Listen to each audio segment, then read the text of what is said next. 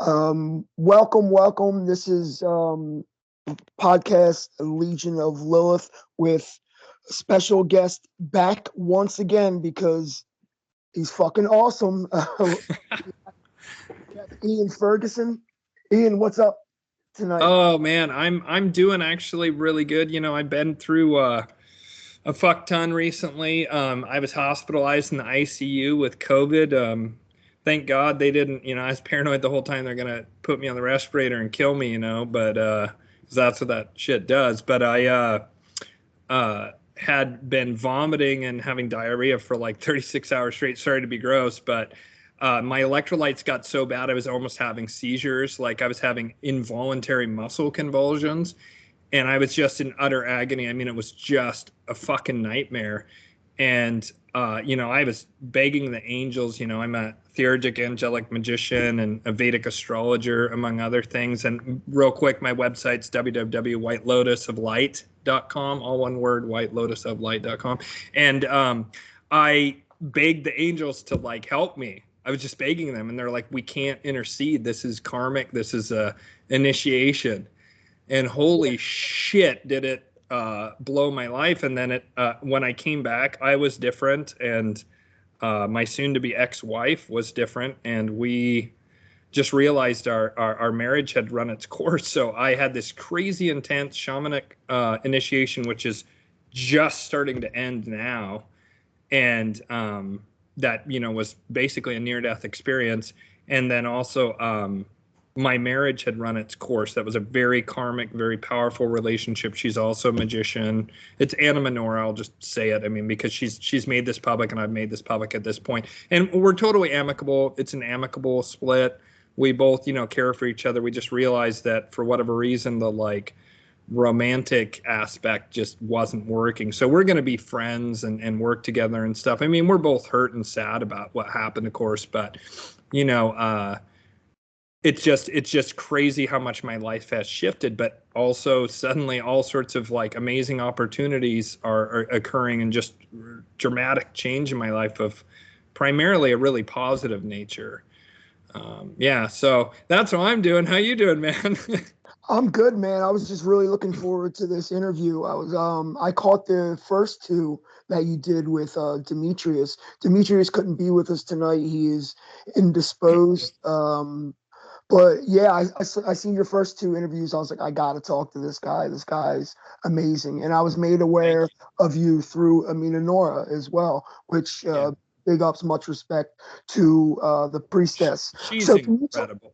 She's incredible, by the way. I mean, obviously we're getting divorced because of private personal stuff, but she's a fucking amazing magician, world class. I mean, really. I mean, I learned a lot from her. I think she learned some stuff from me too, but she was super impressed with my channeling skills, among other things, and also my working with the higher order angels. But she is just a fucking world-class magician, truly. She's the type of left-handed practitioner that I gravitate towards, because the center focus of her devotion and practice is love.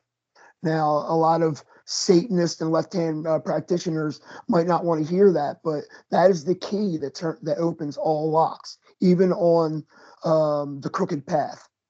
So, can you describe a little bit? Now, you had a shamanic initiation with death. Did you have any visions while you were under? So I had this very strange experience. They weren't giving me any, I guess they gave me, this is how fucked up I was, man. I got in there and 10 trillion doctors came through, and, and they were very quickly decided I'd go to the ICU, but I guess they gave me a morphine shot at one point. I didn't feel a fucking thing.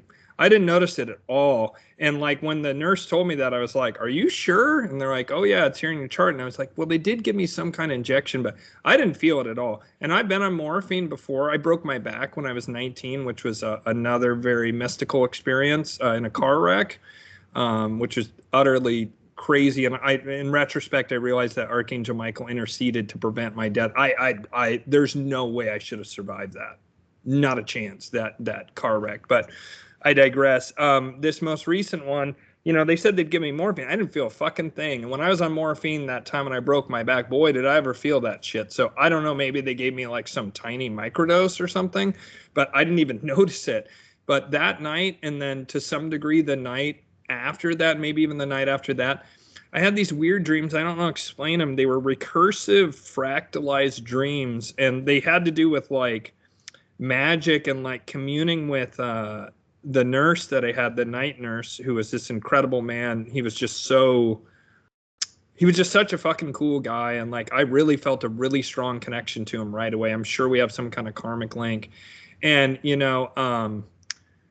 I don't want to get into it too much, but I just want to point this out just because I was impressed by the professionalism. I chose not to get and I never will, what I call the seed of the void, which I believe is, and a lot of people who are clephotic, left-hand path people, they don't like when I talk about this subject, but I don't really give a fuck. No, This we're is my definitely personal going to gnosis, get into this. is that I heard from Lucifer, from Archangel Michael, Asmodeus co-signed on this shit, like multiple different spirits, angelic and even qliphothic spirits all agree that Moloch has been running this planet for about 6,000 years, basically since right at the dawn of the descending Kali Yuga. And we're now in the ascending Kali Yuga. You have back-to-back Kali Yugas, because why the fuck wouldn't we want to be stomped on for 6,000 straight years? So that's a time of extreme duality, extreme materialism, and just fear and suffering, and us, the humans, just harming each other, basically non-fucking stop, cursing each other, magical wars, physical wars, torture, death, slavery, harm of children being a big one, Epstein-style harm of children. And Moloch is the only deity, to my knowledge, that demands that. No other deity wants that. But Moloch's thing is total submission or total annihilation, in my experience. I even channeled Moloch himself one time, which was the most terrifying channeling I've ever done. He wouldn't leave me alone, and finally I said, fuck it. I asked Archangel Michael to be there to like intercede with it, and he just laid it out there, and he's like, the Kali Yuga is coming to an end, and that means that they're going to try and stop my reign. I won't be defeated. Nothing can withstand me. I'm invincible, which is true until the end of the Kali Yuga. Moloch is utterly invincible. Nothing can touch him. There's only one spirit that gives him pause at all, and that's the angelic form of Archangel Samael. That he is afraid of that just a little bit, but that's it. And no other spirit or deity even bothers him at all. But he basically said, I'm either going to enslave all of humanity forever using that, because it has mind control properties to it for the ones that aren't killed or sterilized, or I'll just wipe you all out. And he wants to wipe out all other deities having any influence, all other spirits having any other influence on humanity. He wants it all forever. And that's what he's trying to achieve. Now, the spirits say he'll fail, but they don't know like how many people he will take with him. And so this nurse never once bothered me, said anything about that I hadn't had that. Right. And same thing with every single one of my ICU nurses. None of them said a word to me. But other nurses came in and threatened me with the ventilator. Straight up said, this one nurse came in, and I'm convinced that she's either a conscious or unconscious priestess of Moloch. She goes, a lot of the COVID patients come in here, and then we put them on the ventilator. And you know what? Not many walk out once they get on the ventilator. Most of them are carried out.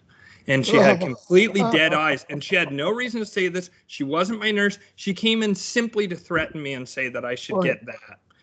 And she was completely dead-eyed, just like looked like a psychopath, and just instantly brought up the ventilator and basically threatened to kill me, more or less, slightly veiled.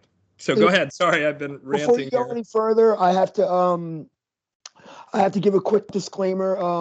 Ian nor myself cannot be held responsible for any misinterpretation of any information that we will provide you with during this broadcast. It is the responsibility of the audience to know what they are consuming. So I will back up your gnosis as far as yeah, I'm just saying that's my personal choice. I'm not saying anyone else should follow my lead. Everyone should come to their own decision on that. It's a very personal decision, and I don't I don't disrespect anyone who's made that decision. I just wish them the best. Sorry, and you're absolutely right to make that disclaimer. My apologies. Go ahead. Yeah, no problem.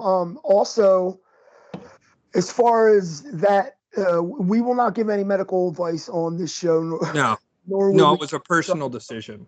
but as far as my personal gnosis backs up yours, my patron spirit is Belial, and Cool. he told me that there is a shift in power in the infernal realms, and that the higher ranked demons are actively opposing Moloch. And That's exactly what I've been told. And yeah, even Belial said that to himself. I channeled Belial one time, and he said basically the exact same thing. Belial's badass, man. He's like the anarchist Qliphothic spirit. he is. Well, Moloch, not only does he want to enslave mankind, he wants to rush the heavenly gates, and he thinks that he doesn't necessarily think that he could win, but he thinks it is better than his existence now. Belial does not agree with him, and he doesn't. Hell does their own thing, the Empyrean does their own thing, and they act in unison sometimes. And Yes. yeah, they are not at war with each other, but even the infernal spirits, there's a huge coalition that does oppose Moloch. And yeah, you're about to see that upheaval unfold on this realm as well. Well, You know? I just want to like chime in that like basically my experience is that about 5 months ago or so when I started channeling Lucifer, he basically was all over that we got to get rid of Moloch. Basically because Lucifer's one of the very rare interplanetary deities in my experience, but he has a particular interest in the earth. And he's been trying for untold, probably maybe even millions of years to establish a Luciferian empire on Earth, which is, I like some of this. Lucifer's one of my patrons. I don't advertise that a lot. Most of my patrons are angels. My patrons are Lucifer, Archangel Samuel, his angelic form, which I'll get into a duality thing later about how all demons, all angels, and even Moloch and all the Qliphothic spirits, they have a dual nature. It's just right now the only one that openly parades that, so to speak, is Samael, partially just because of Samael's raw power. Samael's insanely powerful. But all spirits, just as all humans, we're like bar magnets. We have everything within us. We have total evil, total sainthood, and everything in between. And it sort of depends on our soul's journey at that moment in time, how we're expressing those energies within ourselves. But what blew my mind was how discovering that Samael is just the only one that it's clear has both this demonic form and angelic form. But he told me, and then other spirits like Asmodeus agreed, they have both natures within themselves. But during the time of Kali Yuga, the nature of it is extreme division, extreme duality. Like the left hand and right hand path are quite far away, but you will notice the left hand and right hand paths are starting to merge. And like you said about that interesting about how there's a coalition forming to overthrow Moloch, Lucifer said we got to get rid of Moloch. He's fucking shit up. He's going to try and kill too many people, which Lucifer admitted that it was kind of his plan, what's unfolding right now, but he said it's been warped and taken in a direction he did not want. That it's always been destined during this period of time, that it's one of the terms that I've used for it is there's kind of two, is the great bottleneck and the river of karma. Basically right now, all the karma of the Kali Yugas, but basically all the karma really since the fall of Atlantis, when the golden age Atlantis, it had its initial fall, and then it went into the silver age, and then the final fall of Atlantis was fairly early in the silver age, talking about yugas here, the Treta Yuga, going from Sat Yuga to Treta Yuga, and then Dwapara Yuga, then Kali Yuga descending, Kali Yuga ascending, Dwapara Yuga ascending, Treta Yuga ascending, Sat Yuga ascending, Sat Yuga descending. So Atlantis basically was the entirety of the Sat Yugas and just a bit into the silver age.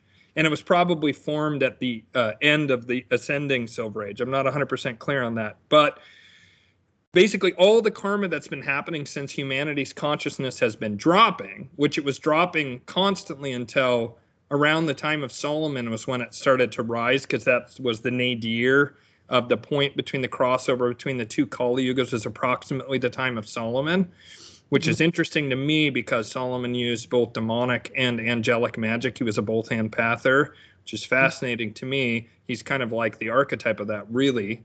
But as we move upwards now, there is this coming together because we're moving towards harmony, from total division to total harmony and total unity. And somehow, some way, when we get to Sat Yuga, all the Qliphothic spirits and the celestials, I believe, will have some kind of way of working together, because the Most High, which is basically the antithesis of Moloch, but mindfuck, is Moloch. It's the opposite end of the bar magnet of Moloch, the Most High and the Most Low, right? Moloch's the Lord of the Pities, the lowest of the low. And one of his functions is to, he has this white hot hammer and this icy anvil, and he just pounds on souls until their karma is just pounded out of them. Because, not talking about the economic one, which is just a reflection of the spiritual world, but the Great Reset, which Davos is trying to do, the insane coup d'etat on the whole planet and enslavement thing. It's very Molochian. They are a reflection of what's actually happening, which is this river of karma, of all the negative karma, all the things that we've done to one another for the past really 13,000 years, but especially during Kali Yuga, because we did almost all the nasty shit during Kali Yuga. That is all coming to a head right now and being resolved. And it's going to lead to mega amounts of deaths. There's no stopping that. It was always going to do that. How that happens is going to be, basically the four horsemen of the apocalypse in various forms. But starting in 2025, I had been searching for like over a decade to find when the Kali Yuga ended, when it began and when it ended. And I finally found this scholar, this Indian scholar on Graham Hancock's page. And he wrote damn near a doctoral dissertation on all the theories. And I had seen 20 different explanations or theories on when the yugas began and end. And none of them felt right. I have claircognizance, so sometimes it usually takes the form of I can hear that something is true, or when I read it, I just know it's true. And I don't have any way of proving it, but sometimes it takes a decade or even 2 decades to come to pass. But eventually it's basically almost always correct. And when I saw this guy's explanation, he listed everything I'd ever heard of plus a bunch more. And then he said, here's what I have concluded. And I was like, holy shit, this motherfucker nailed it. And he says Kali Yuga ends in 2025. Approximately mid-2025. And that's why everything's coming to a head right now and everything's going nuts, because the elites know this, but what the virtues, which are the second sphere of angels, and they rule healing and prophecy, what the virtues told me, that angelic sphere, they said that the reason that they're pushing for everything now between 2025 and 2030 is because 2025 to 2030 is when this big transition is going to happen on the planet. There's going to be plenty of chaos for, unfortunately, I hate to say, 300 years after 2025. So basically, the year 2325 will finally be fully, not even vestiges of Kali Yuga left, and will be fully in Dwapara Yuga. And then there'll be 2,700 years of Dwapara Yuga. And, some of us will reincarnate here. Some of us will say, fuck this planet and get out, but, these kind of cycles have happened since the dawn of time. And it can be scary, but it's just fucking reality. Things are coming to a head and all this karma has to be resolved and it has to be reset, because we're moving into a spiritual reset, a karmic reset on the planet. And a fuck ton of people aren't coming back. they're not coming back. They're not only going to die, but they're going to choose not to reincarnate here. Very few will choose to reincarnate here, and it's going to take a long time before the population gets anything like the numbers we have right now. And it probably won't be anything like as many people as there are now in the golden age. I suspect there'll be quite a few less, like maybe 1 billion people on the planet, something like that. That's just I don't, that's not gnosis, that's pure speculation. I want to make that clear. But I just get the sense that there's going to be there's going to be a lot less people 20 years from now than there are now. Just a lot less. Like, I'm talking at least 1 billion less, but as many as 7 billion less, or even 7.5. The elites who are doing this depopulation thing, they quite clearly want what they consider to be a manageable number, which is in the hundreds of millions. Billions is just too much. I mean, that's also why they'll fail, is because the unpredictability of billions of people. Plus, getting back to what I was saying earlier, Lucifer said that he was trying to rally all the different deities and spirits and celestials and everything else. And he basically, his pitch was this: he's going to wipe out all your worshipers. And you know what happens when your worshipers go away? You go into a deity coma. You go into a deity coma until worshipers reappear. They reincarnate, they rediscover and revitalize you. Like, for example, there's a number of deities that are quite sick in terms of they have so few worshipers at this point that they're very weak, and even, with no disrespect meant, they're desperate for worshipers, and they're and those ones can see the writing on the wall. But other deities, basically, and qliphothic spirits and so forth, had to be convinced, they need us. I mean, we need them too. They drive the spiritual evolution of humanity, both the qliphothic spirits and the celestials. It's interesting you call them the Imperium. But those two forces are the spiritual drivers of humanity, of our evolution, and they're both necessary.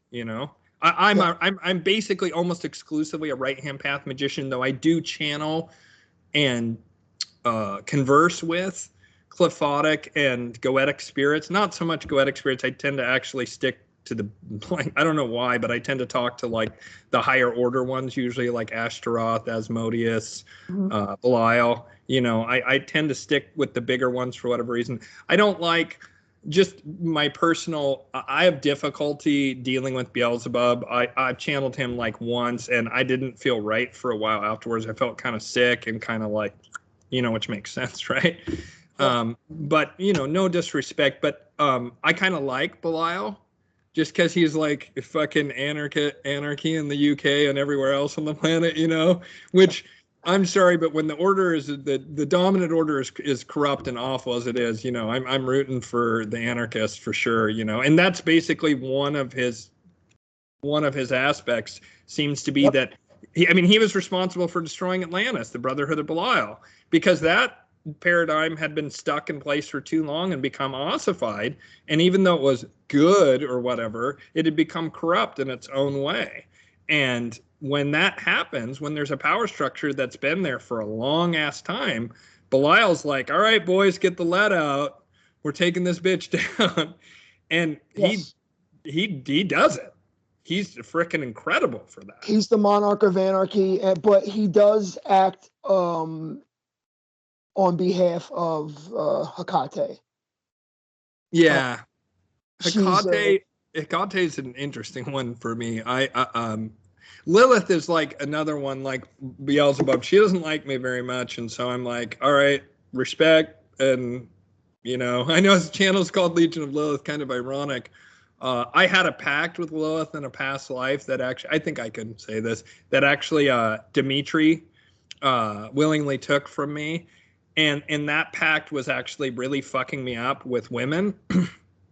And when we finally got rid of it, Lilith was like, sort of like, fuck you, and I'm out. You know what I mean? Like, Lilith was like, I didn't even really like you before when you still had this legacy pact from another incarnation, but now fuck you, get out of here. You know what I mean? Like, I have no interest in you anymore, and I already didn't like you. Basically, like, part of the agreement of moving the pact was that she would leave me alone, because she had been like kicking my ass. She didn't like me at all. You know what I mean?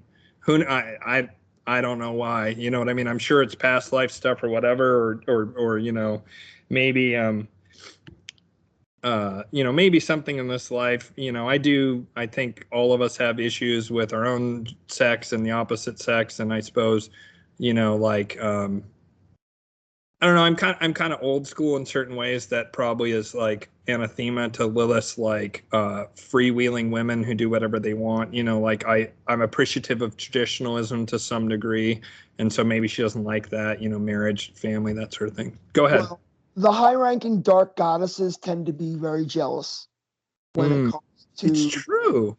their devotees and their devotees' mates or husbands. Yeah. Um, so that's one of the things to consider. So I'm going to get to some of these scripted questions. Do Sure. you do you believe that the daemons are sentient, anthropomorphic portions of divinity, or some type of dormant subconscious atavism? Oh, I mean, they're definitely their own sovereign beings. Absolutely. The big difference for me between demons and angels is, with the exception of Samael and Lucifer, and I guess Azazel and some of the other ones, the fallen, so-called fallen angels. Although weirdly, Samael is both fallen and not, which is strange. Um, but with the exception of them, most of the celestial hierarchy, that's a good way of putting it, they don't have free will.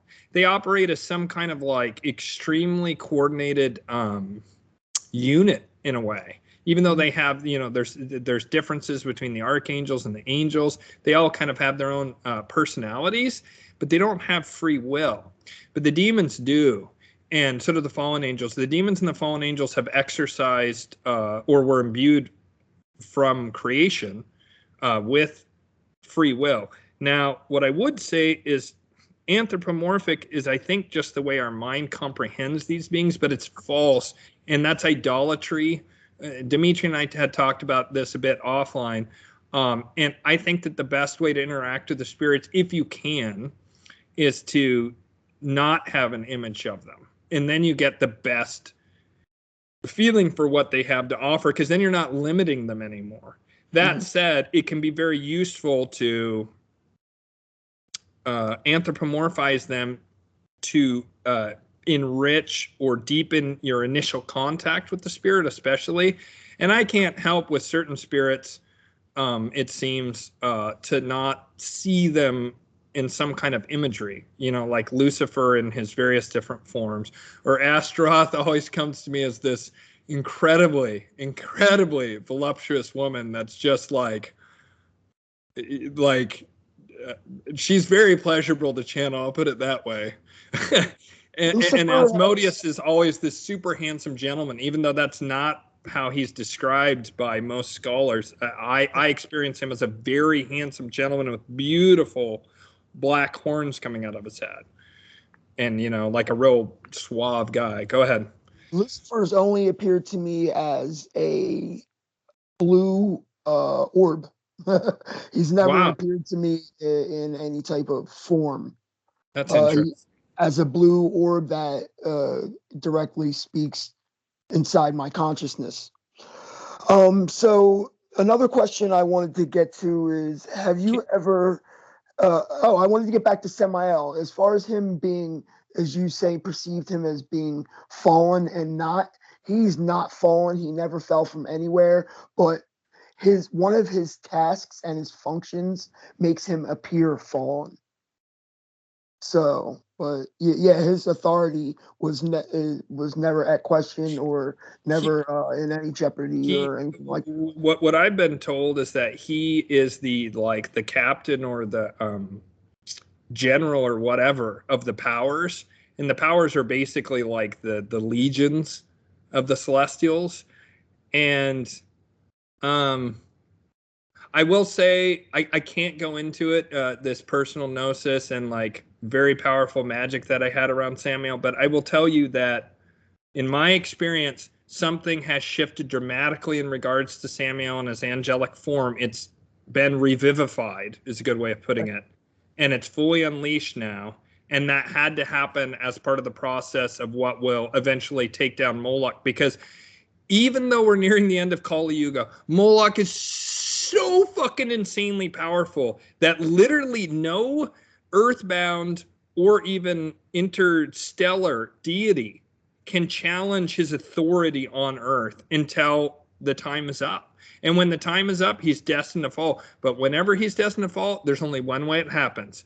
Basically, almost all the infernals, except for a few, and the entire celestials, they all have to go and just fucking cast him down in the pit. It takes that much like spiritual energy and effort because Moloch is unassailable until the hour draws nigh to where he's no longer able to have the direct contact on earth that he's able to have during the Kali Yugas. You know how the Jews are constantly looking for the name of God?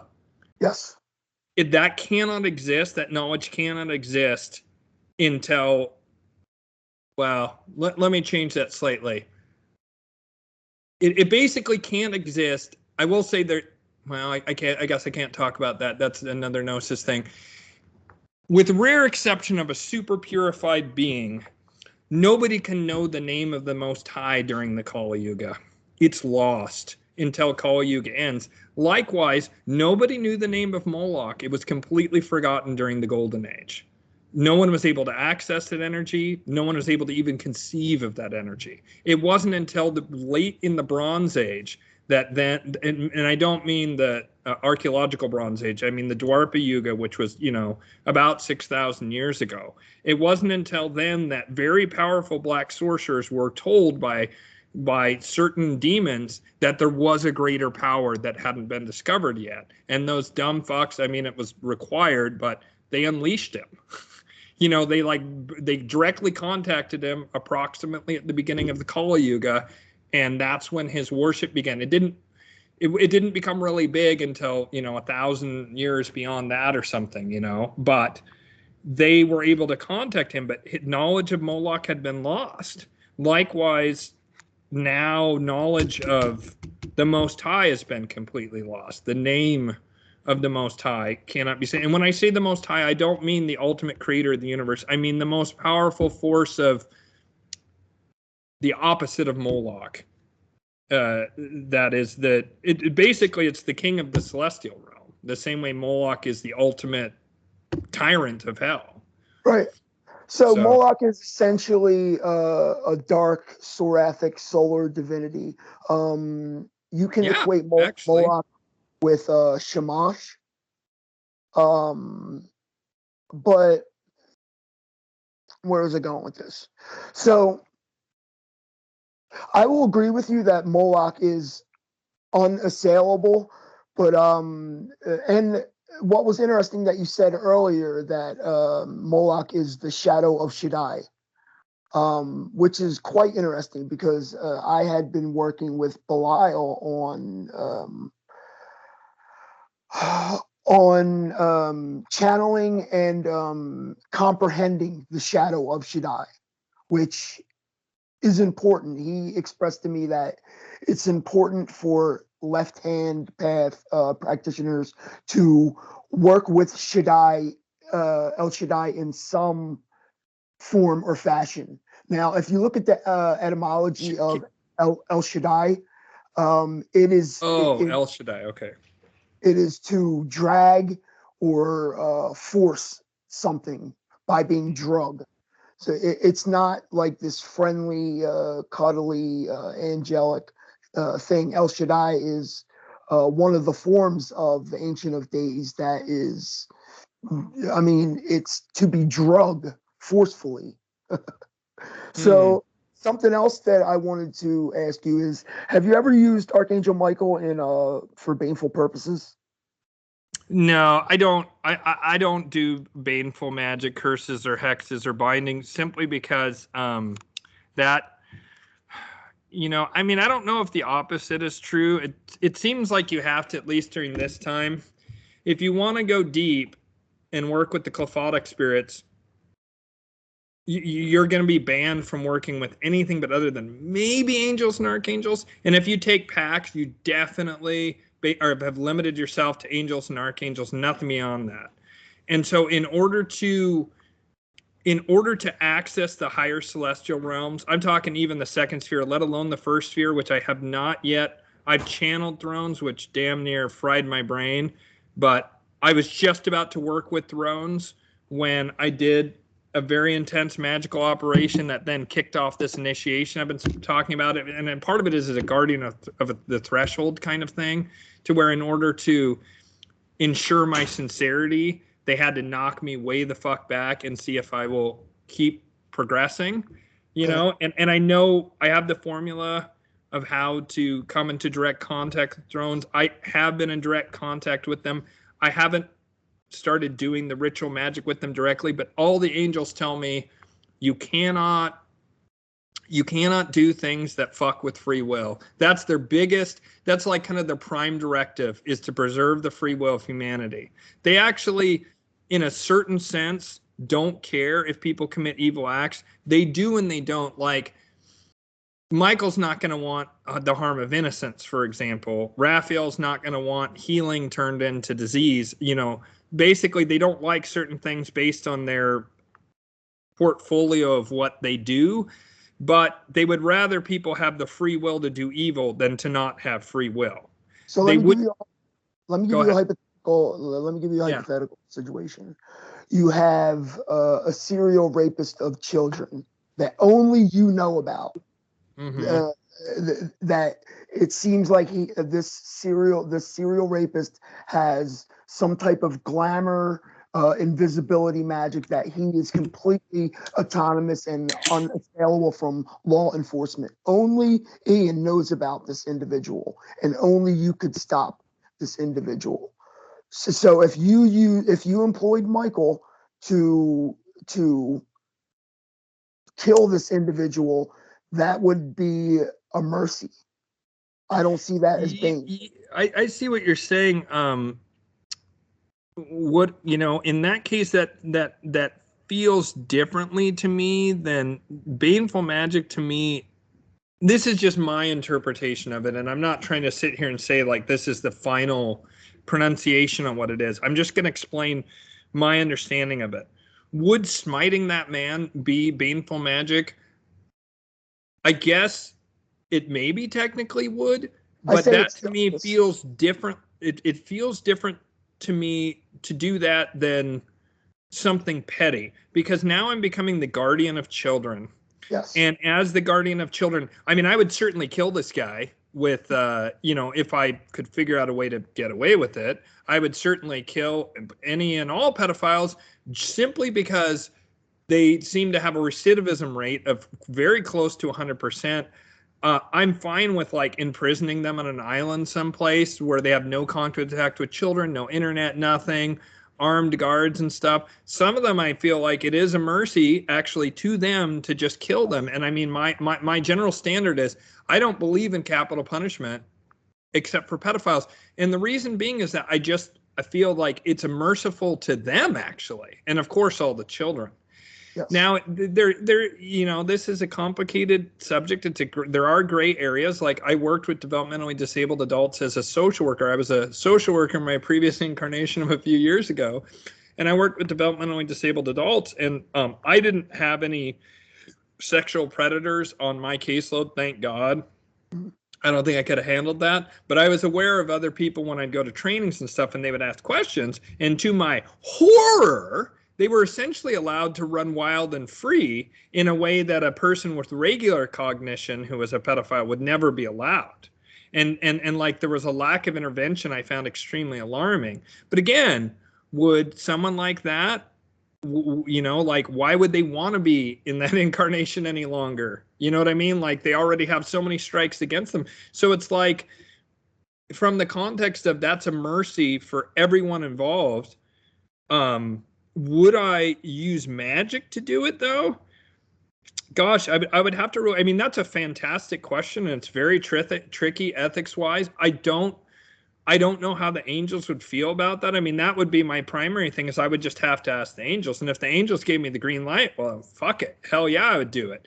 But I would need the green light from them, because it's, not to sound egotistical, but I've been told that the work that I'm doing with approaching the first sphere is incredibly rare during Kali Yuga. I'll just leave it at that. And it's very important, in that it's very important to the transition the planet's going through, that, I mean, like, just go online and tell me what information you can find about the second sphere and the first sphere of the angelic order, which is to say the virtues, powers, dominions, thrones, cherubim, and seraphim. I will tell you, I've looked, and the information is fucking threadbare and scant. And there's a reason for that. It's because we're in the Kali Yugas. We're coming out of it. And so the celestials are going to be gaining in power, and the qliphothic spirits are going to be losing in power. And also, there's evolution occurring of both the celestials and the qliphothic and goetic spirits. They have no choice. They must evolve to take on the nature that's required in order to continue to guide humanity's spiritual development. And so all these beings have a choice. They can evolve, or they'll be thrown in the dustbin of history until such time as a practitioner most likely is reborn, who was like a high priest of whatever. They have that memory, they stumble across records of it, and they bring it back. But when they bring it back, that spirit will then find that itself to have been evolved. It will not be in the same form. It's just like the way people interact with, say, Egyptian gods now is very, very different from Old Kingdom Europe, which was still the Bronze Age, the Dwapara Yuga. And nobody interacts with Set, for example, the way that they did back then. And most of Set's deeper aspects have been lost. What's weird is I channeled Set, and Set was one of those gods I was talking about earlier that's like, like the old man who smokes a carton of cigarettes a day, not long for the world. And he basically said there were very, very few true worshipers who understood the complexity of his nature. And he blamed a very famous practitioner who I won't even name, who's supposedly deceased. I believe they're still alive, who's famous for mind. Huh? Michael Aquino. I didn't want to even befoul my mouth with that name, but yes, I do not believe that person is dead. I believe they faked their death. Really? And Set said that the temple of Set was a blasphemy against him, essentially, and that it was keeping him on life support, but that their focus on power and domination was such a limitation of what Set is. Set is just so much more complex than that. And there's lower grade practitioners, less formal practitioners who get it. I know a guy named Mark Thompson, actually, who totally understands the depth of Set, but a lot of them don't. Set, Soot Typhon is a savior deity. It is not a archetype for Satan or a primer for Satan. I agree. He's more like a Christ. He really is. Set is. I can see that. He's about resurrection among other things. Sorry, go ahead. Yeah, he's the only one who could take down Apophis. So no, is it Typhon? The serpent that comes up every night. I don't want to butcher the mythology, but yeah, Set is a savior deity. So that's really odd. Interesting. That you perceived him as being like weak or like on life support or something. But it's really because he said there were very few. Again, there's a gentleman I met who, I channel all the stuff from Set, and I don't remember it very clearly now, but all these aspects and stuff. And I just randomly, I was talking to this guy because he was considering doing this magical act, like kind of like working with me on something. And he decided not to do the project. And we were just having a conversation. He's an awesome, awesome guy. This guy named Mark Thompson. He's a very sincere LHP true practitioner. And I consider myself, I guess, primarily a right-hand pather, right? Just simply because I'm trying to go really, really deep on theurgic celestial magic. And I've moved away from Solomonic style ordering the angels around to working with them. And working, and I think that's actually the key, or one of the keys to the working with the higher order ones. But anyways, I happened to casually mention Set, that I had channeled Set, and he was like, "Oh wow!" And he's like, Set really resonates with me, blah blah. And he proceeded to rattle off all the qualities that Set had just told me in my personal gnosis of channeling him. And I was like, holy shit. Like, I'm like, dude, you get it. And he's like, yeah, I don't like the Temple of Set at all. I feel like they misunderstand him. I'm like, absolutely. Can you talk about those qualities, the qualities that you saw? Yeah, I'll try. I mean, basically, he said he does a kind of alchemy in that he's there to help obliterate things that are holding back spirits on the threshold of death. Basically, as you transition through death, Set obliterates the things that are holding you back. He gives a certain kind of like dark alchemy that can kind of disrupt and destroy things that are holding a spirit back. I'm trying to think like he talked about resurrection and transformation, and that transformation was like one of his key aspects. And the death thing was not. He acts to some degree like the Grim Reaper, but that is just one aspect of him, and that domination is really not his thing. That's a gross misinterpretation of him to like try and dominate others. That's actually not his goal. His goal is to spiritualize people who are basically on death's door and transmute them and give them, and he has something to do with like the gateway between like the the material realm and the afterlife, and reincarnation, whatever. And that just like his focus is really on the transformation of the soul in the moments leading up to death and just after. And that that it's just much deeper. And I'm so sorry. I wish I could remember better. There's a recording of this channeling, I think, someplace, and I can maybe pull it up, but because I'm definitely forgetting things. But what was crazy was that this guy had personal gnosis that exactly hand in hand what I had heard from Set, and it just blew my mind. And when, my standard is this: you can learn stuff from books, but really the only thing that's really of value to me in books is if you can get rid of all the additional editorial commentary by later people and get to that original gnosis someone had. I will respect someone's personal gnosis that's diametrically opposed to what my gnosis is any day over some scholar interpretation of original text and their editorializing. I don't give a shit. Armchair scholars can just fuck off. Like, personal gnosis to me is the gold standard of, I don't know, esoterica, occultism, whatever. All the initiations that we have in the world that are powerful, I have respect. I'm a Knights Templar, among other things. I'm not a Mason, but I'm a Knights Templar. I'm probably like one of the only Knights Templar who isn't also a Mason, like crazily enough, in the order that I'm in. And like they all think I'm a Mason, and they're all shocked when I don't know the grips and stuff. And I'm like, yeah, I have weird past life stuff about Masons. I have tons of Masons in my family going back. My father was, my grandfather, great grandfather, going back into the mists of time in Scotland. But for whatever reason, I'm leery of joining Masonry. I just have some kind of soul leeriness on it. But anyways, my point was going to be is that there's tons of mystical orders out there that are beautiful, powerful things. But when they're doing that direct transference like the Zen Buddhists do or whatever, there was personal gnosis that occurred at some point that developed that technique. Reiki, pranic healing, any magical technique that's really effective at some point in time. Someone had personal gnosis that where they spoke with a spirit or it came to them through a download or whatever. And that is the root of 100% of all true spirituality is gnosis. Yes.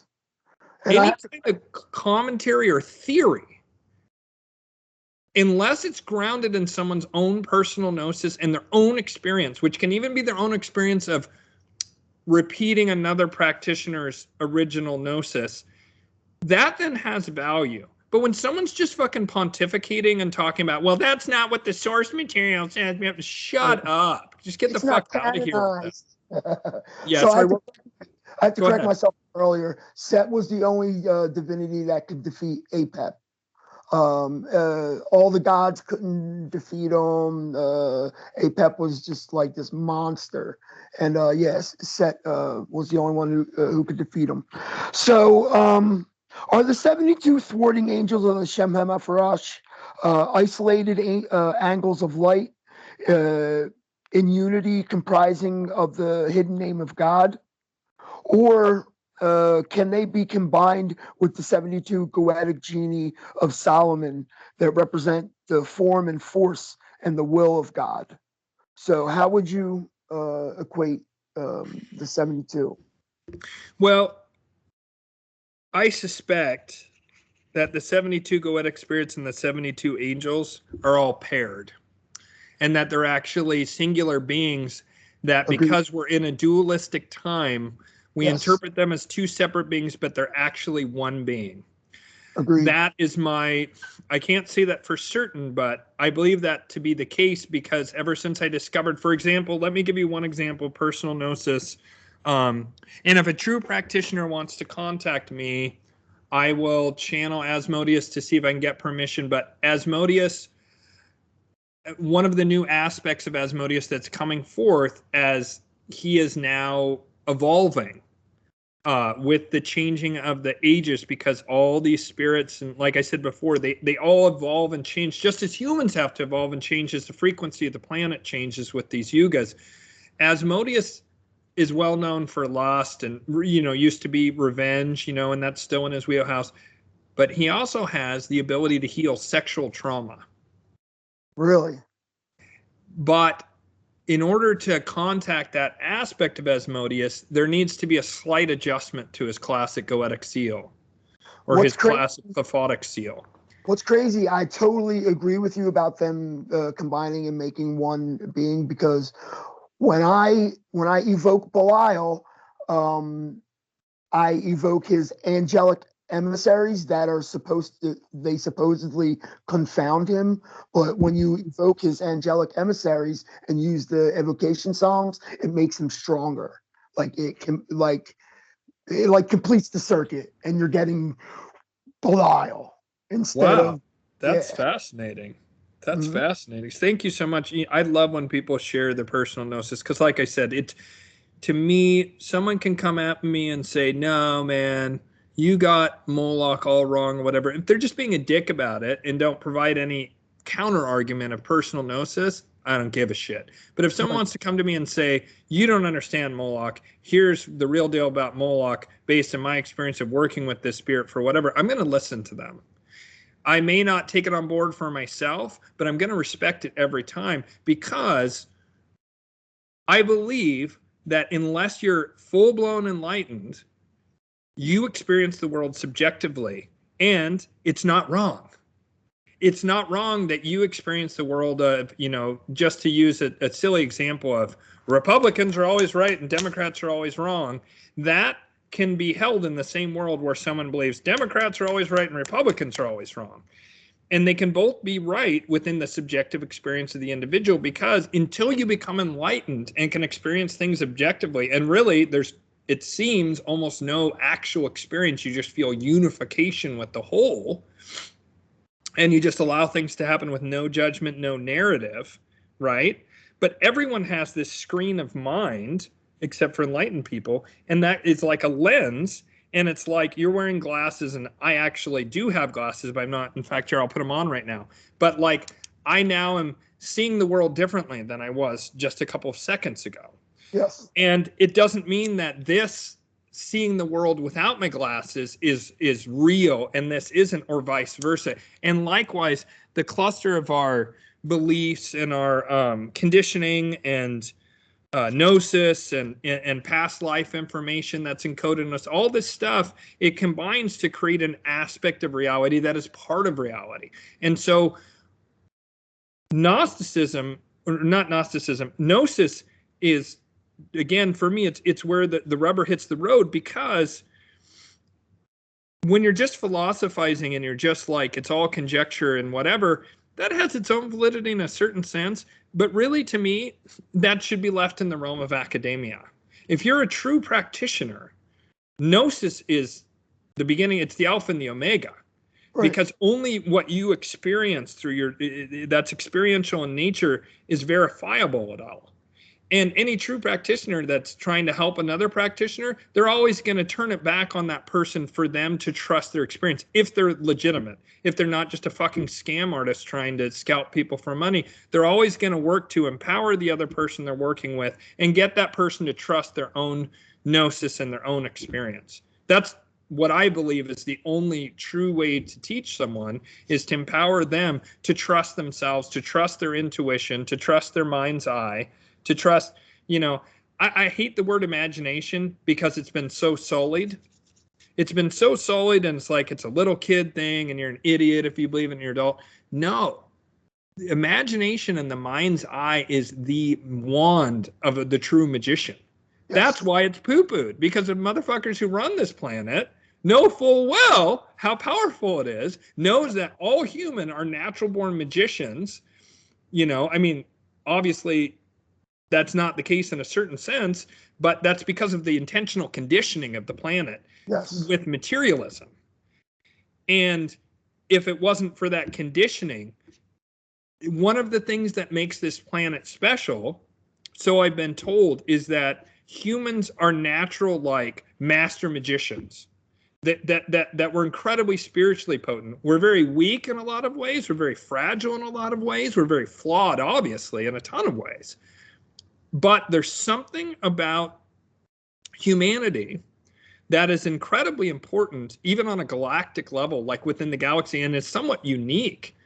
There's other beings that are like us, and there's certainly beings that are way beyond us in terms of intelligence and technology, way beyond us, just to where we're like, kids banging rocks together and they're building fucking, interstellar travel, like there's beings that are way beyond us, but there's what I've been told, personal gnosis from Lucifer, who is all across the galaxy, his consciousness is all across the galaxy. He said the reason so many aliens, so many deities and so forth have such extreme interest in the earth, especially right now, is because there's something special about this time where we're going through this reset, and there's just a tremendous amount of spiritual energy, and the planet's just shining like a megastar right now because of all the spiritual emanation that's coming off the planet. And that's what is attracting tons of beings. And I don't know how you feel about extraterrestrials or whatever. My personal belief is that they exist, and some amount of them have traveled here, and some amount of them have been influencing humanity for a long ass time. But I will say that a ton have been attracted here, especially in the past 20 years, because of this spiritual thing that's happening. Many of them malevolent. Usually the ones that are more, I don't even like to use the term good, but let's say aligned with natural human spiritual development, they tend to be non-interventionists. They just observe. Unfortunately, the shit heels tend to want to intervene more. And the like aliens that are more evolved, they tend to have a hands-off approach, it seems. And so anyways, there's something special about humanity and this potency that we have. And it's, it's a shame that during the Kali Yuga, like almost all of us are shut down. It makes those of us who aren't shut down relatively tremendously powerful. But there's a dampening effect on magic too when the collective doesn't believe in it. If you go to, like, say, Turkey, for example, everybody in Turkey believes in magic. They all have the ward off the evil eye thing over their house, like all of them. Like you have to really search in a major city to find like a true dyed-in-the-wool atheist. They're incredibly rare. Almost all of them believe in something, and almost all of them believe in magic. And if you go there, your psychic abilities will be like, your magical abilities will be like kaboom. But there's hella fucking spirits there. There's tons of like creepy magicians there, people doing dark sorcery and stuff, and like it's kind of dangerous too on the flip side. But then if you go to like these Western atheist countries or the Asian atheist countries, it has a dampening effect. That collective unconsciousness, or collective unconscious or conscious that doesn't believe in magic, makes that real. That's their magic. Their magic is to go, magic doesn't exist, and it dampens it. And so I can't remember how I got off on this tangent, but so I want to go back to Yeah. Moloch for a quick second. Oh, yeah, please. This is my personal gnosis with Moloch. I asked him, I was like, what is the deal with the child sacrifice? And he put it to me like this. He said, initially in when he was a young divinity or a younger divinity, he was primarily a fertility god. And the people of that time wanted boys. And for whatever reason, girls were being born. They wanted boys to work the field to carry on the progeny. And what the people were doing, they were either burying their little girls alive or just throwing them off cliffs or whatever the fuck. So Moloch was, he said when he got his first shot of child's, that energy, that child sacrifice, it was like, he said, your earth opium. And he said he never went back. He primarily was a deity of the sacrificial path after that. So he said it was us that introduced that to him, from us not wanting to take care of our little girls, from us primarily wanting boys. Jesus. Yeah. That's insane. I mean, that's interesting. And again, like I respect your gnosis. That's shocking. That must have been some number of cycles ago. There must have been some number of yuga cycles ago. Yeah. Like, I could see that happening in the ancient distant past. Like certainly biblical. when he reappeared now, Yeah. he was here to like fucking dominate right away. I mean, that's my gnosis anyway. And again, total respect to yours. One of the ways I'm not saying he's a good guy or a bad guy. I'm just saying. Well, I mean, he just serves a function, right? I mean, he just serves a function. It's a weird thing, people want, depending on their temperament, they want a wrathful God, or they want a forgiving God, or they want whatever. And all these things have functions, or else they wouldn't exist. Yes. Everything has a function. And so, like, even though Moloch and I are on super negative terms because, I want to cast him back in the pit, mostly because harm of children is my number one thing. I took an oath, actually, with a shaman that was at the beginning of my magical journey. And he said the number one enemy on earth is we got to get rid of the pedophiles, because that energy, it allows huge amounts of demonic influence on earth, which basically causes some huge percentage of the suffering, and that the absolute core is pedophilia and child sacrifice too, but pedophilia even more so, because it's the torture and the attacking of the sexual aspect and the misuse of the power of creation, and the just the torture and the misery that causes the intensity of it, right? It is so low vibrational that it sets a cascading chain of events that just causes suffering to increase throughout the planet. And so, I swore an oath to be against that. That's why it was funny when you used that example earlier with the angel. I was like, wow, I did take that oath. But one of the ways that it's been described to me is, there's that concept in Christianity, the peace that passeth understanding. And a concrete example of it, a real world example, is I was watching this thing about an Iraq soldier, and he was saying how bad Iraq was, and stuff. An American soldier went to Iraq, and he was doing some anti-war thing at the time. This is in the early 2000s when I saw this. And he related this story to where they were going into this house because there were terrorists, right? Or whatever, right? There was whatever resistance, Shia or whatever they were, resistors there in this building. And so they didn't want to go in through the front door because they knew it would be booby trapped with IEDs, improvised explosive devices, or there'd be an ambush or whatever. So what they would do is they would go and they'd put explosives on one of the walls and blow a different entry in, so they could have access that was safer for the soldiers. So they went and they did this, but it was this huge like apartment complex. And when they blew it, they fucking killed this man. And it, an innocent man, had nothing to do with this thing.